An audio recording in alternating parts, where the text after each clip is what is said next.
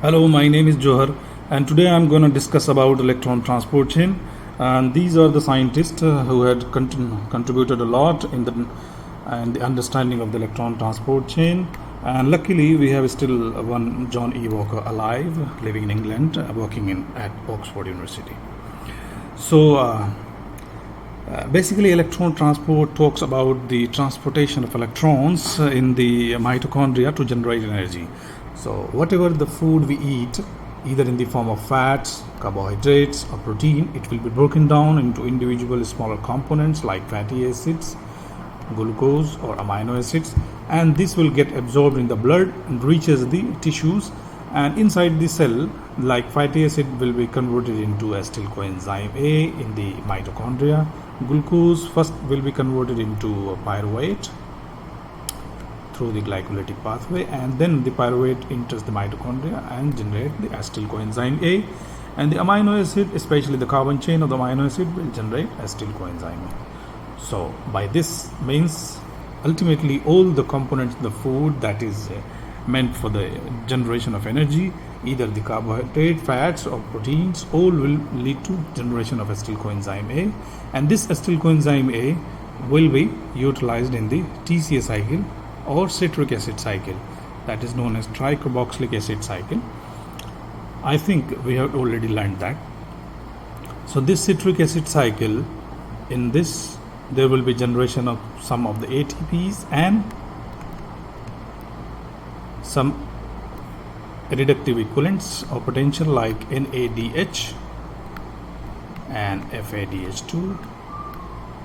We call it NAD and FAD, NADH and FADH2. So these two reductive potentials or equivalents will get inside the electron transport chain and generate ATP, and electron will be transferred onto oxygen to generate water. So this is the whole scenario. Food we eat will be broken down into smaller components, converted into acetyl coenzyme A. The acetyl coenzyme A will be utilized in the tricyclic carboxylic acid cycle, TCA cycle, and generate NADH2 and FADH2, NADH and FADH2, and as well as ATP. This NADH and FADH2 will be go into the electron transport chain and generate ATP. The electron will be transferred onto oxygen to generate water. Today we are going to learn about this portion only, how the electron is being transferred from one complex to the another complex. So the electron transport chain is also known as oxidative phosphorylation. We know that there are two types of phosphorylation. One is the substrate level phosphorylation and the other is the oxidative phosphorylation. The substrate level phosphorylation, I think you have already learned in the glycolytic pathway. There are one steps in the TCA cycle also, that is where the substrate level phosphorylation is taking place. So in the substrate level phosphorylation, one substrate is able to generate ATP. However, in the oxidative phosphorylation, it is the electrochemical energy or the potential that will lead to generation of ATP, or you can say oxidation of NADH and FADH2 will lead to the phosphorylation of ATP. Oxidation of NADH and FADH2 will lead to phosphorylation of ATP. So therefore it is known as oxidative phosphorylation. We know that phosphorylation is the addition of a phosphate group. So here in the generation of ATP from ADP, say adenosine diphosphate will get one phosphate bond. So it will lead to the phosphorylation of ADP to make the ATP. So therefore it is known as oxidative phosphorylation. Today we are going to learn about these things. So now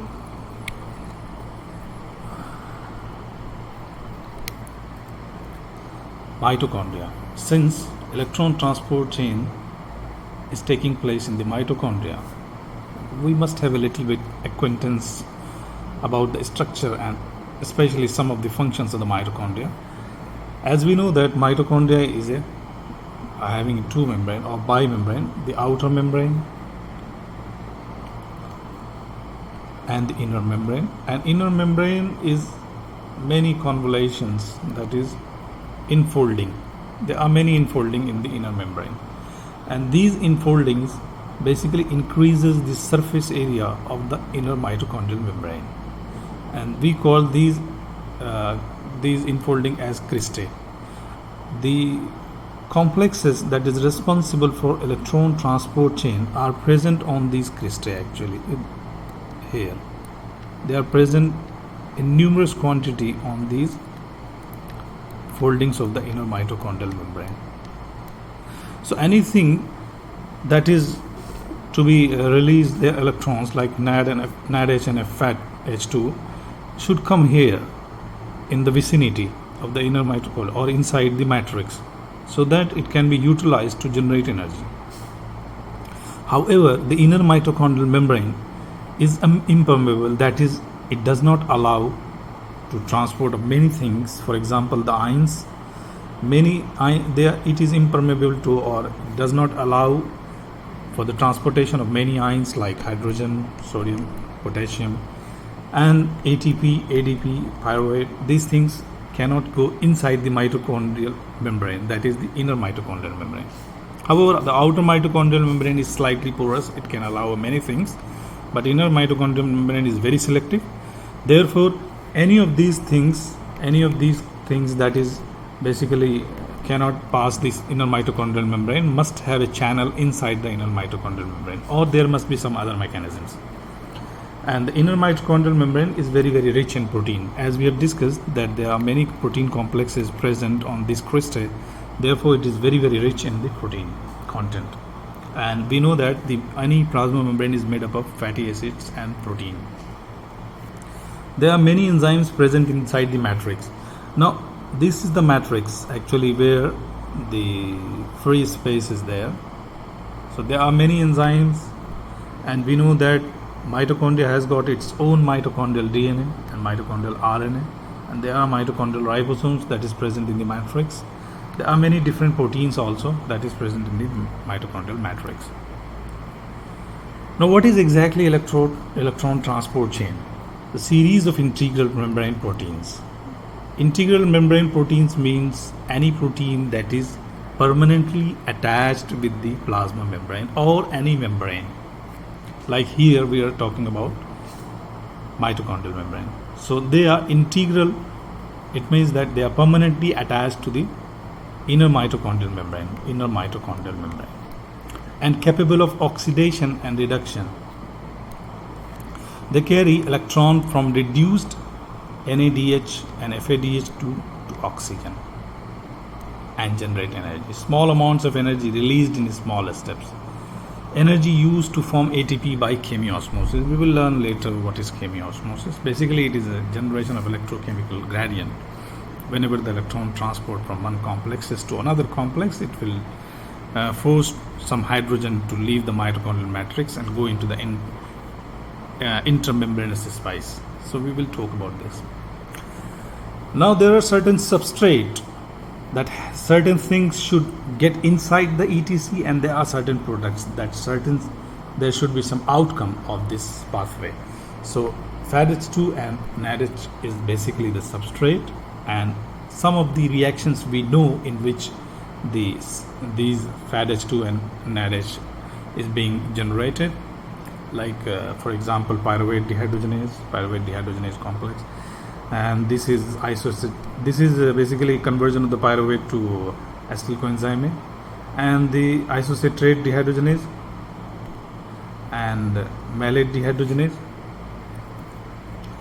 and alpha ketoglutarate dehydrogenase. I think these three enzymes are present in TCA cycle, so you have learned very well. So there are many enzymes: glutamate dehydrogenase, glycerol dehydrate 3-phosphate dehydrogenase, lactate dehydrogenase. So these are the enzymes that will generate the NADH, and the FADH2 is basically succinate dehydrogenase and fatty acyl-CoA dehydrogenase. So these are the enzymes that will generate the FADH2. Now there is one very important point is that the NADH cannot cross the inner mitochondrial membrane. As we have learned previously that inner mitochondrial membrane is very selective for certain things only. It cannot allow everything. So therefore there has to be some mechanism how the NADH will get inside the matrix so that the reaction can proceed. Otherwise, if there is no substrate, no pathway can exist. However, there is a mechanism by which NADH get inside the mitochondrial matrix from the cytoplasm, and there are two major shuttle actually. One is the malate aspartate shuttle and the second is the glycerol 3-phosphate shuttle. There are two shuttles working at different places. Like for example, malate aspartate shuttle is working in liver, kidney, heart, and the other one is the skeletal muscle and brain. So now we will learn about how the malate aspartate shuttle works. Let's suppose this is a mitochondrial membrane, and these are the two transporters. Actually, these are the two transporters sort of thing. It will allow certain things only, not all things. It is very specific. So this, let's suppose this is the matrix and this is the intermembranous space, that is the space between two mitochondrial membranes. We know that there are two mitochondrial membranes. One is the having infolding and all these things, and the other one is this straight one. So this is the outer mitochondrial membrane, this is the inner mitochondrial membrane, and this space is known as intermembranous space between the two membranes. Now what happened actually, as we have discussed, the outer mitochondrial membrane is porous and it can allow many things, but inner mitochondrial membrane is very specific. It cannot allow everything, it only allows certain things. So NADH can pass the outer mitochondrial membrane and can exist here. So what happened, there are oxaloacetate present in the inner mitochondrial membrane will be converted into malate, or you can say will be reduced to malate by using NADH. So NADH will be oxidized and oxaloacetate will be reduced to malate by the enzyme malate dehydrogenase.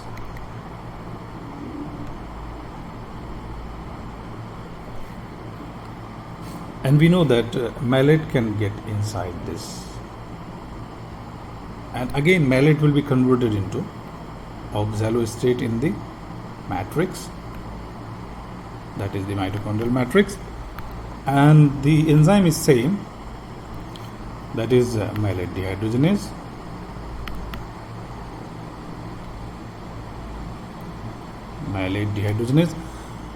And NADH is being generated because this is an oxidation reaction. So NADH will be generated. So the NADH that is present in the cytoplasm, now it is in the mitochondrial matrix. This oxaloacetate will combine with glutamate to make,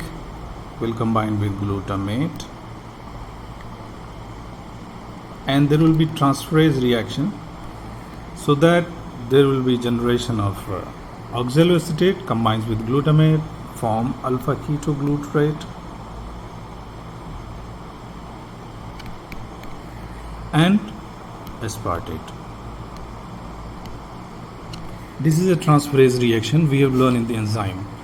So this is being catalyzed by aspartate aminotransferase.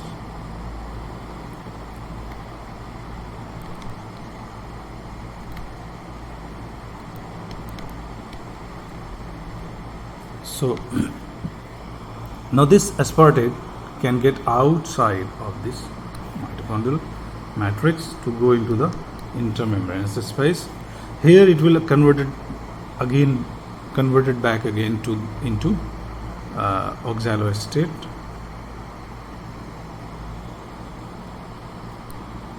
by the, we can write here as alpha Kg, alpha ketoglutarate. So here actually alpha ketoglutarate is being utilized and glutamate is generated,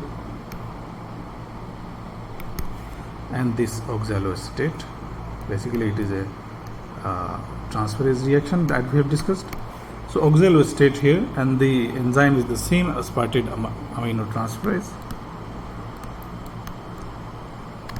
aspartate aminotransferase.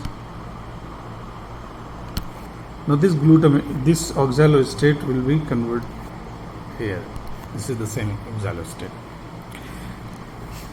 One more thing is there. Does this glutamate can cross the inner mitochondrial membrane, and this alpha ketoglutarate can also cross the inner mitochondrial membrane. So if you see this is basically malate alpha ketoglutarate transporter, and this is aspartate glutamate transporter. So glutamate aspartate transporter, here it is malate alpha ketoglutarate transporter.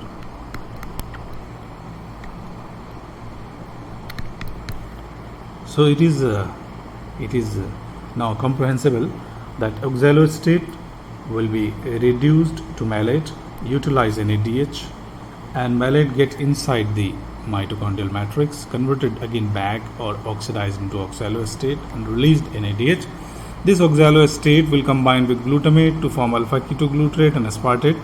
Aspartate will go outside the matrix into intermembranous space, converted again back into oxaloacetate by combining with alpha ketoglutarate, and glutamate will release. This glutamate again get inside the mitochondrial matrix. So this is the whole picture actually.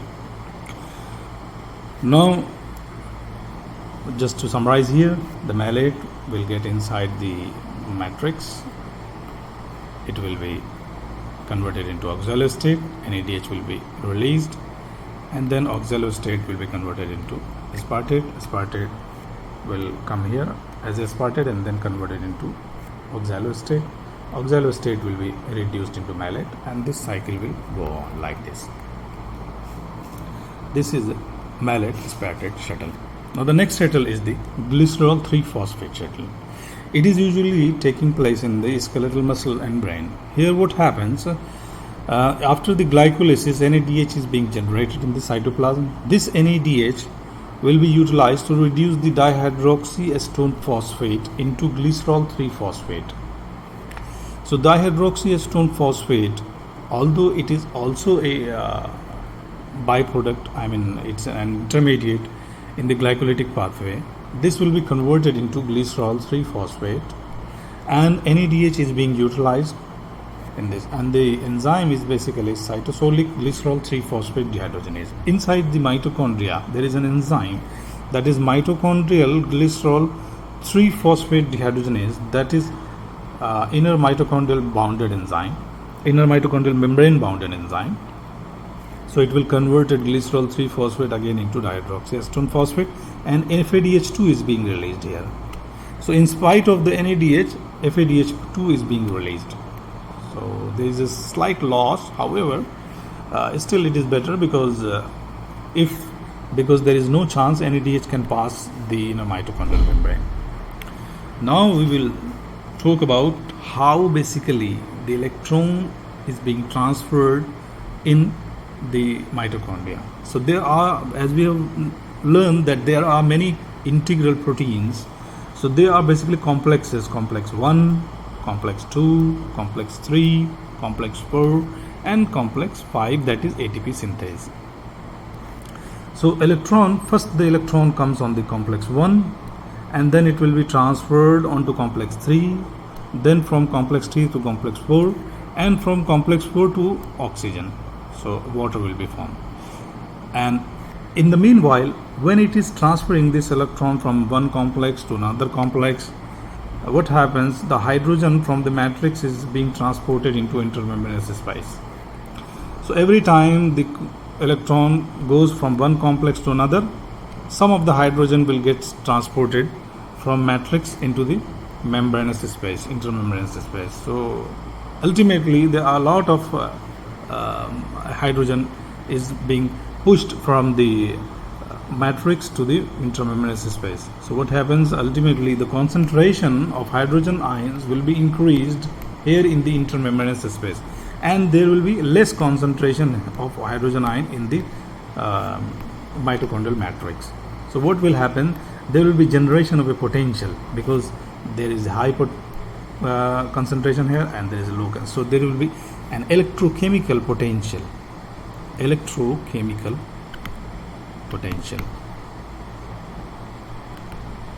So whenever this hydrogen get a chance to come back into the matrix through the complex 5, there will be generation of the ATP along with that same, because this energy is being used, this electrochemical potential or this electrochemical energy is being used to conserve in a to conserve it in form of chemical energy, that is the form of phosphorylation. So this is about the complex one. However, there are certain electrons like FAD-H2 directly transfer its electron on complex 2, and from complex 2 to complex 3 and then to complex 4 and then to oxygen. So water will be formed. So there are two pathways. One is the complex 1 to complex 3, then 4, and there is another one is the complex 2 to complex 3 and 4. So the entry point is either from the complex 1 or from the complex 2. So there are two entry points, 1 and 2. So now we have already learned this thing, how the transport of electrons. So just to freshen up the memory, this is, suppose this is a complex 1 and here is the complex 3, here is the complex 4, last one is the 5. So what happened, let's suppose this is the inner mitochondrial membrane, and this is the complex 1, this is the complex 3, this is the complex 4, and this is the complex 5. 1, 3, 4 and 5. So what happened, the NADH will transfer its electron, NADH. So NAD will be oxidized and it will form NAD, and this NADH basically transfers its electron. So electron will be transferred here like this, and this electron will be taken by, but at the same time some of the hydrogen will be, this is matrix and this is intermembranous space, some of the hydrogen will be transferred from matrix to the intermembranous space. And there is another mobile component that is known as coenzyme Q.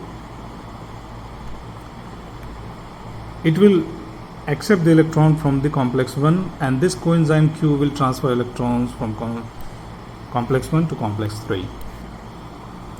And whenever the complex 3 will transfer the electron from complex 3 to complex 4, there will be transfer of hydrogen. So it is a coupled reaction actually, transfer of electron from complex 3 to complex 4 and transfer of hydrogen from matrix to intermembranous space. So it is a coupled reaction, simultaneously both things happens together. However, complex 3 directly does not transfer electron to complex 4. There is another thing that is known as cytochrome C. It is also a mobile component. So first complex 3 will transfer electron on cytochrome C, and then cytochrome C will transfer electron on complex 4. So here in the complex 4, the electron will get transferred on oxygen and hydrogen will be taken. So 2 hydrogen plus oxygen, there will be water will be made, and at the same time the hydrogen will be transferred from matrix to intermembranous space. So we will learn in the future slides what are the structure of different kinds of complexes and how they are transferring. So this is by the complex 1. In another case, what happens if there is no complex 1, what will happen? Let's suppose this is the inner mitochondrial membrane. So there will be complex 2 here, and in spite of the NAD, it is basically Fad H2, it will transfer its electron on complex 2, and then from the coenzyme Q to complex 3, then from cytochrome C to complex 4. But there is no transfer of hydrogen when there is complex 2 is involved at the first stage, but at the third and fourth stage exactly the same as in the complex 1. So this is about transport of electron. Now we will talk about complex 1. Individually all complexes will be discussed, but briefly only. There is no need to go into the detail. What are the different components, like for example 45 different polypeptides that make this complex, this whole complex. And it is L shape, as you can see, this is L shape. And that is the coenzymes. What coenzymes they carry? It is the flamin mononucleotide and iron sulfur cluster. This is known as iron sulfur cluster. This is an important part of the complexes because it leads to transfer the electron from one portion to another. There are many iron sulfur clusters present in one complexes. Like for example, in complex 1 there are approximately 9. I think in eukaryote it is 8. In prokaryote it is 9. So there are 8 iron sulfur clusters in complex 1. So what happens when NADH take the electrons? It transfers the electron to one iron sulfur cluster, then from one iron sulfur cluster it goes to the second, and then third, like this, and then it will be transferred on coenzyme Q. And at the same time the hydrogen will be transferred from matrix to the intramembranous space. It is mentioned here matrix, and it is. So this is how the complex 1 is. And now how it works basically. In the complex 1 it has flamin mononucleotide and iron sulfur cluster as its coenzyme.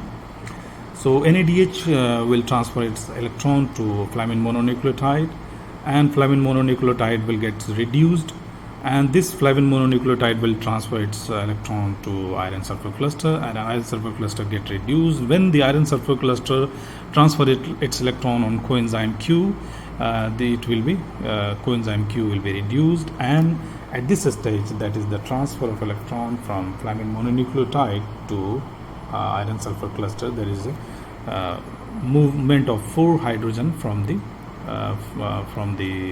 matrix to the intramembranous space in complex 1. In the complex 2 there are 4 major units in the complex 2. As you can see, this C, this is D, and this is B, and this is I. So it is mentioned also this C, D, B, A. The CD part is the integral part. As I had told earlier also that integral means it is permanently bound with the membrane. So here you can see it is permanently bound with the membrane, but the B and A are floating actually. It is not bounded with the membrane. So there are certain components that is present in the complex 2, that is the heme, heme B, and binding site for ubiquinone. Ubiquinone we know that transfers the electron from complex 1 to complex 3 or complex 2 to complex 3. A and B are extended into matrix. There are 3 iron sulfur cluster centers are present. As in case of complex 1 there are approximately 8 in eukaryotes. However, in case of complex 2 there are 3 iron sulfur cluster present and bound to Fad. Here you can say Fad. Binding site for substrates succinate. So succinate will be converted into fumarate by the enzyme succinate dehydrogenase, and this FADH2 will be generated. This FADH2 will transfer electron to iron sulfur cluster, from iron sulfur cluster to the coenzyme Q, and from coenzyme Q to the complex 3. There is no hydrogen transfer in the complex 2. No hydrogen ion is transferred in complex 2. There is certain diseases that is related with this complex, that is the hereditary paraganglioma. What happens? There is a point mutation in the complex 2 near hemoglobin B, heme B and ubiquinone binding site. What happens in this condition? There is a benign tumor that can happen in head and neck region, commonly found in carotid body, and greater production of the reactive oxygen species. So it's a kind of oxidative stress. How exactly it transfers the electron in the complex 2? It has FAD, flavin adenine dinucleotide, and iron sulfur cluster as a coenzyme. Succinate will transfer its electron to flavin adenine dinucleotide, that is FAD, and FADH2 will form, and this FADH2 will transfer its electron onto the iron sulfur cluster. From the iron sulfur cluster, it transfers its electron to the coenzyme Q. So that's how the reaction takes place. From coenzyme Q to it will transfer on complex 3. But there is no hydrogen gets transferred in this reaction. Now, we have learned two things.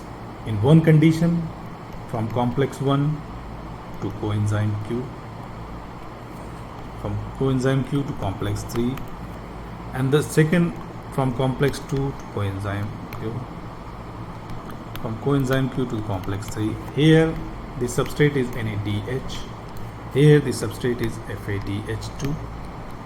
So these two things must be remembered separately, because there is no transfer of electron from complex 1 to complex 2. No, there is no transfer of such.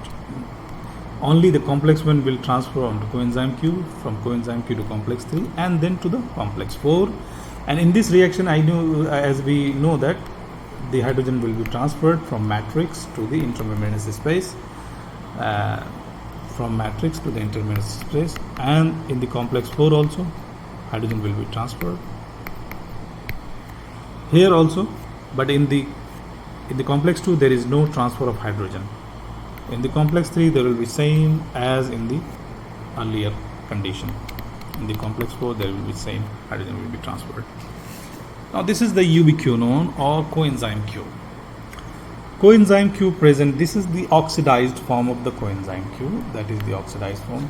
When it gets first electron, it will get first electron like this, and when it gets these two electrons, it will be completely reduced, that is dihydroquinone and semiquinone when it is partially reduced only.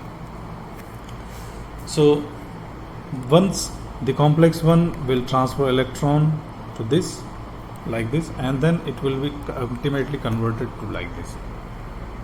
That is the fully reduced form of ubiquinone, that is coenzyme Q. Other substrate for mitochondrial dehydrogenases pass electron in the respiratory chain at the level of ubiquinone. There are many other substrate also, but we have discussed about NADH and FADH2 only. There are many other substrate that directly passes their electron at the level of ubiquinone, coenzyme Q. And these are basically acyl-CoA dehydrogenase and this flavin transferring for ETF ubiquinone oxidoreductase. Now the complex 3, it contains 11 proteins, and the components are heme, iron sulfur cluster, cytochrome B, cytochrome C1. So these are the components of complex 3, and we know that in the complex 3 the coenzyme Q will transfer electron to complex 3, coenzyme Q will transfer electron to complex 3, from complex 3 it will transfer electron to cytochrome C, and then to the complex 4, and 4 hydrogen will be transferred. Now the reaction takes place like this. Iron sulfur cluster, cytochrome B and cytochrome C1 act as its coenzyme. Electron will be transferred from the coenzyme to the cytochrome B. The cytochrome B will transfer electron to iron sulfur cluster. Iron sulfur cluster transfer electron to cytochrome C, and cytochrome C will transfer its electron to complex 4. And 4 hydrogen will be transferred from matrix to intermembranous space. There are 2 mobile components in the ATC. As we have discussed, there are 4 integral proteins, 1, 2, 3, 4. These are the complexes, complex 1, 2, 3, 4, and there is 5, that is ATP synthase. However, there are 2 mobile components. One is the coenzyme Q, that is also known as ubiquinone, and the other one is the cytochrome C. We know that coenzyme Q transfers electron from 1 to 3 or 2 to 3, and cytochrome C will transfer electron from 3 to 4. So here the cytochrome C will work, here the ubiquinone or coenzyme Q will work, like this. In the complex 4, it is made up of 13 proteins: cytochrome A, A3, copper A and copper B. And in this, as we know that it receives the electrons or get the electrons from cytochrome C, and cytochrome C donates its electron to cytochrome A, and then it will be converted into oxygen or transferred onto oxygen to make the water. And there are 2 hydrogen will be transferred in this reaction. This is the summary of the components of the electron transport chain. What carries what? That is the complex 1 which carry the name is the NADH dehydrogenase, and it will be having 45 proteins in the prosthetic group such as flavin mononucleotide and 9 iron sulfur cluster. Actually in the eukaryotes the 8 is 8. So complex 2, it is known as succinate coenzyme Q reductase. There are 4 proteins present: A, B, C, D, and FAD and cytochrome B and iron sulfur centers are present. Complex 3, coenzyme Q cytochrome C reductase, 11 proteins: cytochrome BH, cytochrome BL, and cytochrome C, and iron sulfur cluster. Basically, there is specific name Rees case known as. And complex 4, it is the another name is cytochrome oxidase, and 13 proteins are present in this: cytochrome A, A3, copper A, copper B. These are the components of the electron transport chain in summary up to complex 4. From the complex 1, NADH will transfer its electron to complex 1. It will be electron goes from complex 1 to coenzyme Q. 4 hydrogen will be transferred from coenzyme Q to 3, complex 3. 4 hydrogen will be transferred from 3 to cytochrome C, and from cytochrome C to complex 4, 4 hydrogen will be transferred in. Exactly in the same manner, FADH2 will transfer electron to complex 2. From complex 2 it goes to coenzyme Q. From coenzyme Q it goes to complex 3, and 4 hydrogen will be transferred. Complex 3 to cytochrome C. From cytochrome C to complex 4, 2 hydrogen will be transferred. If you can see, one NADH is responsible for transfer of 10 hydrogen from matrix to intermembranous space. 4 here, 4 here, and 2 here. However, one FADH2 is responsible for transfer of only 6 hydrogen, because there is no 4 here. Only 4 plus 2, there is 6 hydrogen. So it is important. Why? Because how much ATP will be generated from the oxidation of one FADH2 will be of course less than the NADH, because it can only generate a lesser potential than the NADH. Here is the animation. Electron is being picked. You can see it again. Electron is being picked from the NADH, and hydrogen is picked from the matrix, transferred to the intermembranous space, and electron is transferred from one complexes to another. There are 2 mobile parts, that is the coenzyme Q and cytochrome C are the mobile part. Now how the ATP is being generated. So far we have discussed that how the NADH and FADH2 transfer its electron in the electron transport chain, that is from one complexes to another complexes. In these complexes there are 5 complexes that are integral. 4 of them are responsible for the transfer of electron. One, that is the complex 5, is responsible for the generation of ATP. And there are 2 mobile components, that is the coenzyme Q and cytochrome C. So far we have discussed about the transfer of electrons only. And what happens after transfer of all these electrons? There is a simultaneous transfer of hydrogen from the matrix to the intermembranous space. So what will happen? There are a lot of hydrogen, or hydrogen is present in excess in the intermembranous space. So this will create a potential, that is the electrochemical potential between on the 2 sides of the inner mitochondrial membrane. On one side there is a high hydrogen concentration, on the other side, that is the inside of the mitochondria, that is mitochondrial matrix, there will be less hydrogen concentration. So there will be generation of we can say electrochemical potential, or that is basically a hydromotive force. So the ATP is generated by the phosphorylation of ADP, adenosine diphosphate, plus certain energy. How this energy is being supplied when this hydrogen will move again back into the matrix. This energy will be supplied and ADP will combine with phosphate to make ATP. Again, whenever we need this energy, this ATP will be broken down into ADP and phosphate is released and energy is released also. So that's how the things work. Now the electron flow through the ATC causes hydrogen to be pumped from matrix to outside of inner mitochondrial membrane. The hydrogen gradient causes electrochemical potential across the inner mitochondrial membrane. The hydrogen moves back into the matrix through ATP synthase complex, that is the complex 5, causing ATP synthesis. This is the complex 5, ATP synthase complex. They are present on the inner mitochondrial membrane. As we know that all the complexes of electron transport chain, complex 1, 2, 3, 4, all are present on the inner mitochondrial membrane. It contains a protein subunit that is known as F1, which projects into the matrix. So its structure is localized this. It has one integral part and the other is basically projected inside the matrix. Here is the matrix, here is the inner mitochondrial intermembranous space. So this portion is known as F1, which is projects in the matrix, which has ATP synthase. This has the ATP synthase activity. I mean the ADP will be converted into ATP, and since in the intermembranous space there is an increased hydrogen ion concentration, this hydrogen will get inside the matrix, and this energy getting inside of this hydrogen will release some energy. This energy is being captured in making this bond ATP. The F1 subunit is attached by a stalk to the membrane protein complex called FO. This is O actually, it is not 0, it is O.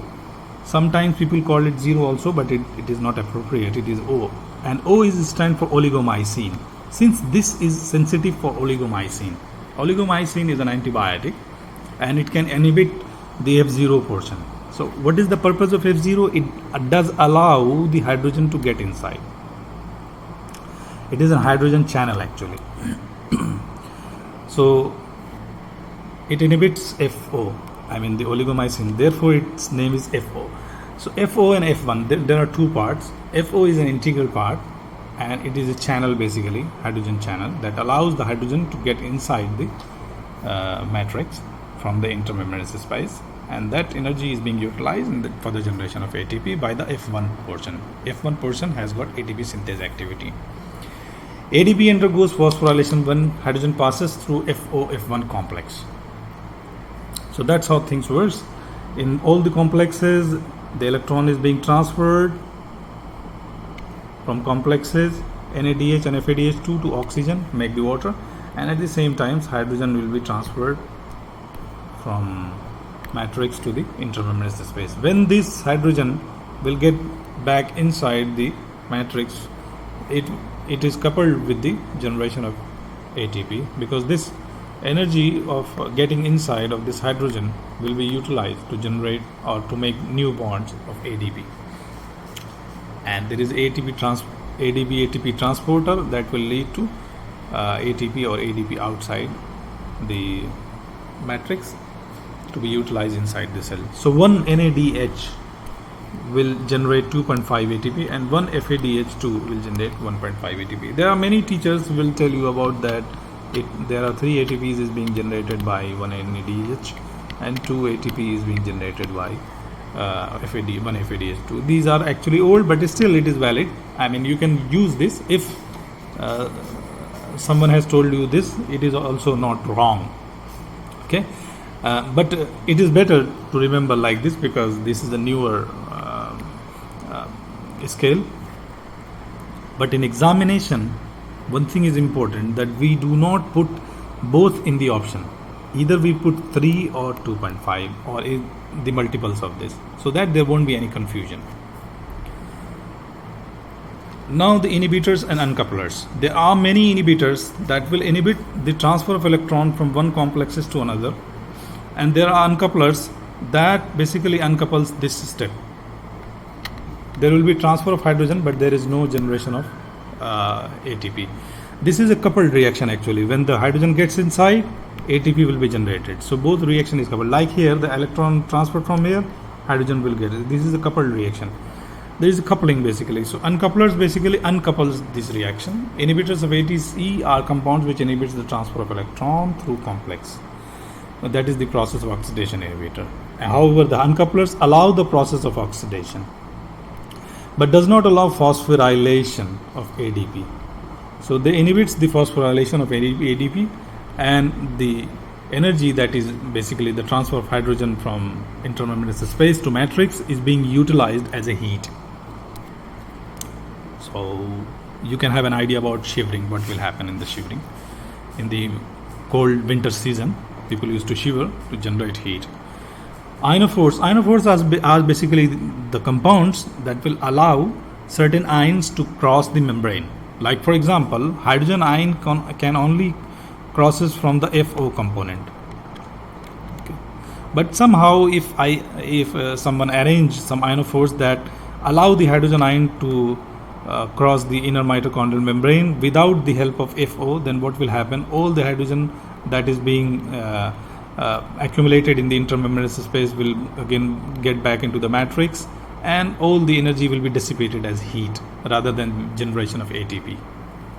So there are many ionophores. These ionophores are basically allow the ions to go inside the mitochondrial matrix without any help of the channels. So ionophores uncouple the process of oxidative phosphorylation by dissipating the electrochemical gradient. And there are many examples: vancomycin, nigrycin, and gramicidin. These are mainly antibiotics and antifungals. So here is the example of inhibitors. This is an inhibitor. Malonate inhibits. I think we did not discuss in the enzyme section. However, it is a good example of competitive inhibition. Here the malonate inhibits the succinate dehydrogenase. So here, because of the malonate, increased quantity of malonate, it competitively inhibit the succinate dehydrogenase due to similar structure of malonate and succinate. Malonate competes for succinate for the binding sites and succinate dehydrogenase. So it acts as an inhibitor because it does not allow the generation of FAD and FADH2, so that if there is no FADH2, there is no transfer of electron from complex 2. So from complex 2 to coenzyme Q, the transfer is being inhibited by carboxyl and TTFA. From complex 1 to coenzyme Q, the transfer is being inhibited by pyridine A, amobarbital, and rotenone. These things, amobarbital and rotenone, are mainly used in research purposes when we have to inhibit many things. We usually mainly these inhibitors are used in research to know the mechanism and all these things. However, the uncouplers sometimes normally present in the body and sometimes act as a poison also. Now from complex 3 to cytochrome C, there are inhibitors, that is British anti-Levicet.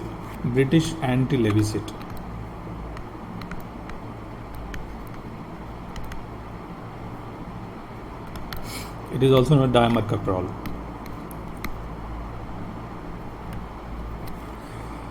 And from cytochrome C to it comes to the complex 4. From complex 4 to oxygen, this is being inhibited by hydrogen sulfide, carbon monoxide, and cyanide. Cyanide we discussed in enzyme chapter. It is an irreversible inhibitor of cytochrome oxidase. Cytochrome oxidase is a part of complex 4. Now the uncouplers. There are many uncouplers. Oligomycin is a classical example, and there are many in the next slide.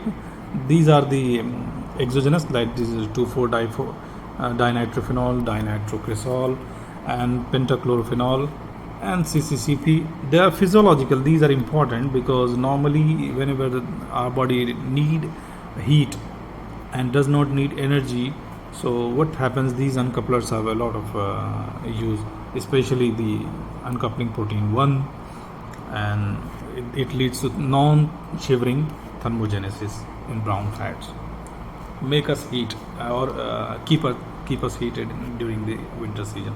Another is the thermogenin. Thyroxine also act as a uncouplers and long chain fatty acid as well as bilirubin, but their role is very minimal. Mainly the UCP protein UCP proteins. There are not only one. There are many other isomers also, but uncoupling proteins has many roles, including the thermogenin. So the clinical aspect. One we have discussed in the complex 2, that is paraganglioma. The other is the in one condition there is an infantile mitochondrial myopathy.